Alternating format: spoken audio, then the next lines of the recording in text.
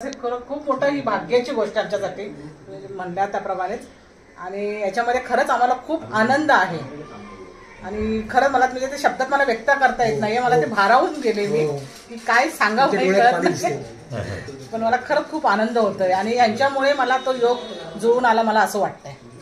रामलल्ला प्रसन्न झालाय माझ्यावर हे मी ठामपणे सांगू शकते. आता मनुष्याकडे पैसा संपत्ती गाडी किंवा आणखी बंगले असल्यावर मनुष्य श्रीमंत झाला असं म्हणता येणार नाही.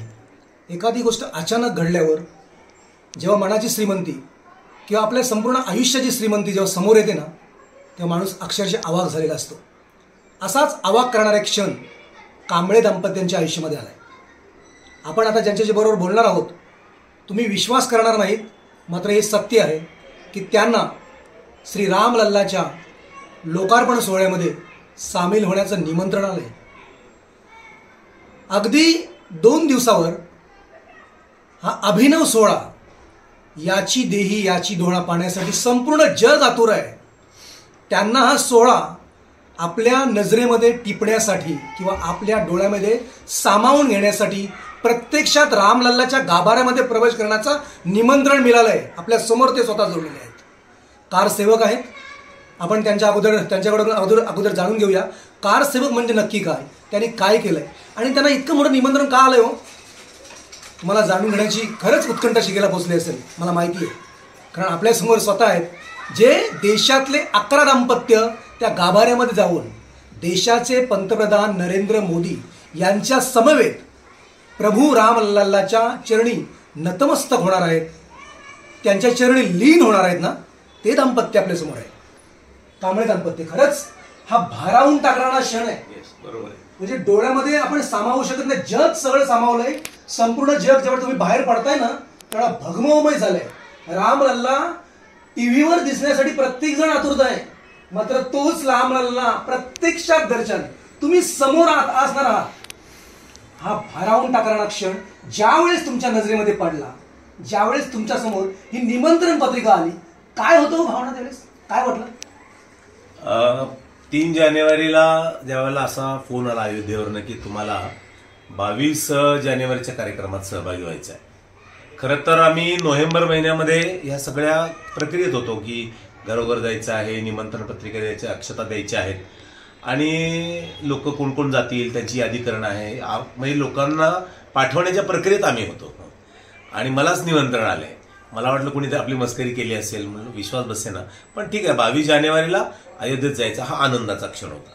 पण पुढची ज्यावेळेला बातमी मी ऐकली त्यावेळेला मला सुचेना की देशभरातनं 11 कुटुंब येणार आहेत आणि या 11 कुटुंबामधल्या आम्हा दोघांना प्रत्यक्ष गर्भगृहामध्ये रामलल्लाचे प्राणप्रतिष्ठा होताना तिथं आम्ही साक्षीदार होणार आहोत. त्याचे सहभागी नाही, फक्त साक्षीदार होणार आहोत. हे ऐकल्यानंतर काही क्षण मी शांत बसलो. शब्द सुचेना, डोळ्यातनं अश्रू व्हायला लागले. माझ्या पत्नीलाही तसाच फोन आला.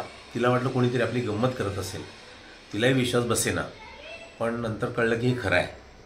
आणि मग त्यावेळेला असं वाटायला लागलं की 1992ला ज्यावेळेला कारसेवा झाली 6 डिसेंबर गीता जयंती होती त्या दिवशी आणि त्या दिवशी 3 ढाचे पडले खाली. प्रचंड जनसमुदाय होता आणि लोकांना ती भारतावर असलेल्या गुलामीची निशाणी काढून टाकायची होती. रामलल्लाला मुक्त करायची होती. 500-550 वर्षाचा तो काळ होता आणि ज्यावेळेला ते 3 ढाचे पडले तो जल्लोष होता. आम्ही नाचत होतो, उड्या मारत होतो, आनंदात होतो. लहान वय होतं, 21 वर्ष. आणि रातोरात रामलल्लाचं ते छोटं मोडकं तोडकं का होईना ते मंदिर बनलेलं मी पाहिलं. त्या ठिकाणी रामलल्ला विराजमान झालेले पाहिले. आनंद झाला की चला या डोळ्यांनी आपण रामलल्ला प्रत्यक्ष विराजमान होताना पाहिलं. कसं का असेना मंदिर मोठं होईल नाही होईल याची कल्पना नव्हती एवढी काय. पण 32 वर्षाचा काळ निघून गेला आणि या 32 वर्षाच्या काळानंतर त्याच ठिकाणी प्रभू रामचंद्राचं भव्य मंदिर होताना ही एक आनंदाची बाब. पण त्या रामलल्लाला प्रत्यक्षात गर्भगृहात विराजमान होताना आपल्या डोळ्यात देखत याची देही दे. खूप छान म्हणाल वाक्य, तो खूप मला आवडलं त्याचं. याची देही याची डोळा. मी ज्यावेळेला बसतो, आपण पत्नीसह बसतोय, रामलल्लाचा तो विग्रह तिथं त्या ठिकाणी त्याची प्राणप्रतिष्ठा होतीये. देशाचे पंतप्रधान नरेंद्र मोदी, राष्ट्रीय स्वयंसेवक संघाचे सरसंघचालक मोहनजी भागवत, योगी आदित्यनाथ आहेत तिथले अध्यक्ष, अशा सगळ्या लोकांच्या बरोबर ही 11 दाम्पत्य 142 कोटींमधून खूप खूप भाग्याचा क्षण आहे, पूर्वजन्मीचं संचित असावं, आई वडिलांची पुण्याई, तुम्हा सर्वांच्या शुभेच्छा. त्यामुळे ही संधी आम्हाला मिळाली. कारण आमच्यासारखे असंख्य लोक आहेत, पण आमची निवड प्रभू रामलल्लाने केली. ही खूप आनंदाची गोष्ट माझ्यासाठी आहे. आमच्या ज्या पद्धतीने तुम्ही कार सेवा करण्यासाठी तिकडे गेला होता आणि त्याच्यानंतर 500 ते 550 वर्षानंतर अशा प्रकारचा योग यावा, म्हणजे ते अक्षरशः ते भारावून टाकण्यासारखा क्षण आहेच, मात्र हा अविश्वसनीय क्षण असावा तुमच्या आयुष्यातला. अविश्वसनीय. अविश्वसनीय म्हणजे कसा विश्वास बसेल की आपण कालपर्यंत लोकांचाच फक्त निरोप देण्याची व्यवस्था, कार्यकर्ता म्हणून फिरणं, घरोघर संपर्काची योजना असं चालू आहे. योजना सुरू झाली आहे. माझी पत्नी तर घर या सोसायटीमध्ये घराघरात निमंत्रण द्यायला जाऊन आली होती दुपारी, आणि मग तिला अक्षता वाटणंच चालू होतं. आणि तिला कळलं, ती म्हणाली रामलल्ला हे वर्णन नाही करता येत, आणि हे तुम्ही शब्दांमध्ये मांडता येणार नाही मला, पण तुम्ही प्रकट करू शकता. एक चांगली माझ्यासाठी गोष्ट आहे. एक चांगली गोष्ट मला याच्यात लक्षात आली की रामलल्ला सर्वांचे, म्हणजे कोणा एकाचे नाही. म्हणजे 11 दाम्पत्यामध्ये कोण कोण आहेत मला माहित नाही, मी आहे की नाही हे त्यांनाही माहित नाही. आणि निमंत्रणासाठी कुणी अर्ज केला होता, ऍप्लिकेशन केलं होतं, ओळख दाखवली होती, असंही काही नाही. ती मंदिर ट्रस्टने काही त्यांच्या देशभरातलं, मी संघाचं काम करतो, हे विश्वमंगली सभेचं काम करते, एवढं वर्षाचं काम करतो, कदाचित तशी नोंद त्यांच्याकडे असावी. हे अगदी कचरा वेचणारी महिला, मी सोशल मीडियावर पाहिलं असेल, 40 रुपये कमवते आणि त्यातले 20 रुपये राम मंदिरासाठी देते. तिचं सिलेक्शन, तिलाही बोलवलंय, निमंत्रण आहे.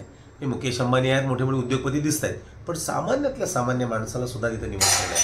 म्हणजे रामलल्ला हे सर्वांचे आहेत, ते एका कोणाचे नाहीत, हे आपल्याला याच्यातनं दिसतं. त्याच्यामुळे आनंदाची गोष्ट अशी आहे की मला या सगळ्या गोष्टीमध्ये सहभागी होताना आमच्या परिवाराला खूप मोठा आनंद होतोय. ज्या पद्धतीने तुम्ही आता म्हणालात की सर्वसामान्य लोकांनाही त्या ठिकाणी बोलवलेलं आहे, आपण असं म्हणतो ना की एखादा व्यक्ती जर एखाद्या साध्या घरामध्ये राहत असेल आणि ज्यावेळेस त्याचं कुठं एक चांगलं घर होतं, म्हणजे पक्क घर होतं, आनंद गगनात मावे ना त्याचं. रामलल्ला अक्षरशः त्या साध्या घरातच होते. खरंय. भावना विवश तुम्ही, म्हणजे तुम्हाला असं वाटतंय की आपण म्हणजे छत्रपती शिवाजी महाराजांचा राज्याभिषेक करताना जो आनंद किंवा ज्याचे आपण बोलूच शकत नाहीये, म्हणजे शब्दामध्ये त्याचं वर्णन होऊ शकत नाही, ती स्थिती आज आहे. रामलल्ला एका म्हणजे अक्षरशः तुम्ही अविस्मरणीय अशा प्रकारच्या मंदिरामध्ये चाललेले आहेत, आणि कांबळे हे स्वतः त्या ठिकाणी ईश्वर प्रकट झाले, त्या ठिकाणी ईश्वर प्रकट झाले. मग खरंच आहे त्यातलं की तुम्ही जे म्हणालात ना शिवराज्याभिषेक, म्हणजे खरंच ऊर भरून येतो. शिवरायांचं ऐकल्याबरोबर ऊर भरून येतो, तसं रामलल्ला. आणि रामलल्लाच्या या कार्यामध्ये आम्ही सहभागी होत नसून आमचा पूर्ण परिवार, आमचे नातीगोती, आमचे सगळे मंडळींचं प्रतिनिधित्व आम्ही करताना दिसतो, असं मला वाटतं. अनेक जण भेटायला येत आहेत, अनेक जण म्हणतात की तुम्ही आलात तर साक्षात आम्ही उपस्थित राहिल्याचा आम्हाला अनुभूती होते. त्याच्यामुळे सगळा समाज याच्यात येतोय असं वाटतं. महाराष्ट्राचं प्रतिनिधित्व होतंय, म्हणजे कांबळे दंपतीला हे म्हणजे आनंद म्हणजे पलीकडेच आहे सगळं, हे अक्षरशः पलीकडे आहे. सगळे सोसायटी येते, महाराष्ट्राच्या कानाकोपऱ्यातून लोकांनी तुम्हाला फोन्स यावेळेला येतात. आयुष्यामध्ये कधी असा विश्वास होता की तुम्हाला अशा प्रकारची फोन येतील? कधी तुम्ही असा विश्वास केला होता? स्वप्नात तरी असं कधी विचार आला होता? रामलल्ला अक्षरशः तुम्हाला पावलेत असं म्हणायला हरकत नाही. खरं, अगदी अगदी खूप खूप चांगलं सांगितलं तू. रामलल्ला पावले म्हणजे काय झालं, प्रसन्न झाले. शबरीच्या घरी राम आले, ही कल्पना करा ना. जिने रामाला पाहिलं नाही आणि साक्षात एवढ्या वर्षाच्या तपस्येनंतर शबरीच्या घरी बोरं खायला राम उपस्थित राहतो, तिचा आनंद तिलाच माहिती. त्यामुळे असे राम आम्हाला प्रसन्न झाले. आणि महाराष्ट्राचं प्रतिनिधित्व करताना खरं आपण देशाचं म्हणतो, राम सर्वांचे, एका राज्याचे नाही, पण एक अभिमान वाटतो. मराठी माणूस आहे, ऊर भरून येतो. त्यामुळे आम्ही दोघेही जाताना महाराष्ट्राचं प्रतिनिधित्व करताना आम्ही आमचं पोशाख सुद्धा आम्ही ठरवलेलं आहे की मी धोतर, जब्बा, टोपी, दिनेश स्वतः पैठणी, आणि तिथं पूजेला बसताना आम्ही असं बसणार आहोत. त्या महाराष्ट्राचं प्रतिनिधित्व आम्ही करणार आहोत, याचा आम्हाला अभिमान वाटतो. खरं तर असं म्हणतात, म्हणजे असं अधोरेखितच आहे की एका यशस्वी पुरुषाच्या पाठीमागे एका स्त्रीचा हात असावा लागतो. म्हणजे अक्षरशः तुम्ही ज्या पद्धतीनं ते आता एवढे ते स्वतः हेडमास्टर या मुख्याध्यापक, याचा अर्थ त्यांनी शिक्षक म्हणून असंख्य विद्यार्थ्यांना शिक्षण दिलेलं आहे. असंख्य विद्यार्थी जे आहेत ते अनेक फॉर्मॅलिटीमध्ये गेले आहेत, कोणी तंत्रज्ञानामध्ये गेलं असेल, कोणी इंजिनियर झालं असेल, कोणी काय झालं असेल, मात्र त्या शिक्षकांना शिकवण्यासाठी एक स्त्री असावी लागते, एक पत्नी असावी लागते, तेही भाग्य आहे. मात्र आज हे तुम्हाला नक्की म्हणावं लागेल की पुरुषांच्या ह्या कार सेवेच्या भाग्यामुळे तुम्हाला भाग्य लाभलंय की राम मंदिराकडे जाणार. खरंच तसंच आहे, तुम्ही म्हटलात ते बरोबर आहे. आणि मी खरंच म्हणते की ह्यांच्यामुळेच कार सेवक गेले आणि ह्यांच्यामुळेच मला रामलल्लाचं दर्शनाचं भाग्य मिळतंय. मला खरंच खूप आनंद होतो आणि माझ्या जीवनाचं सार्थक झाल्यासारखं मला असं वाटतंय.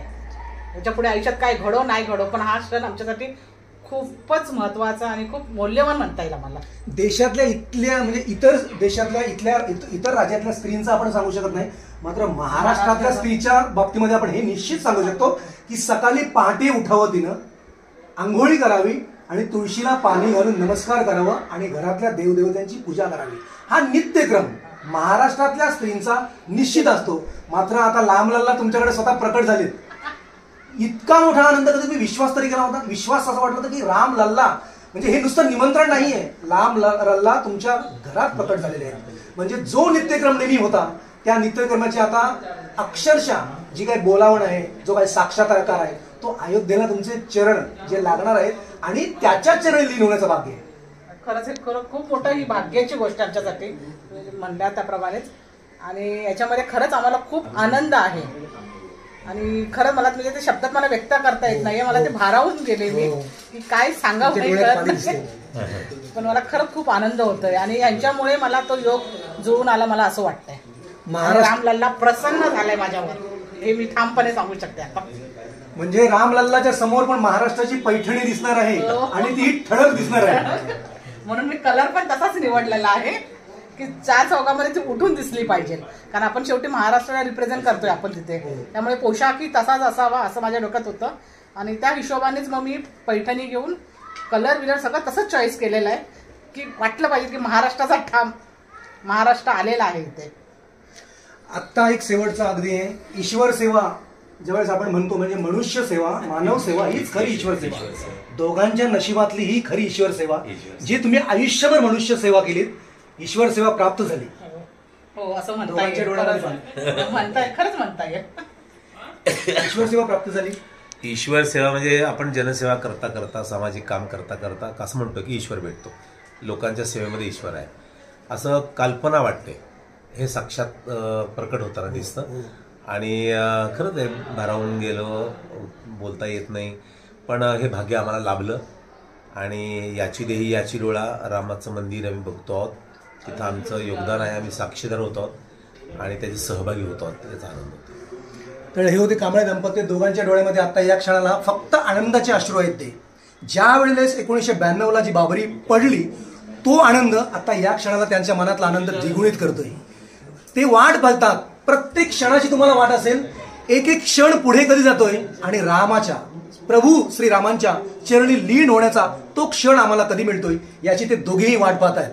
तेवढा खरंच दोघांनाही, दोन्ही दाम्पत्याला, तुमच्या संपूर्ण कुटुंबाला न्यूज 18 लोकमतच्या माध्यमातून मनपूर्वक शुभेच्छा. तर हे होते कांबळे दाम्पत्य ज्याने आपल्या भावना व्यक्त केल्या. प्रमोद पाटील, न्यूज 18 लोकमत, नवी मुंबई.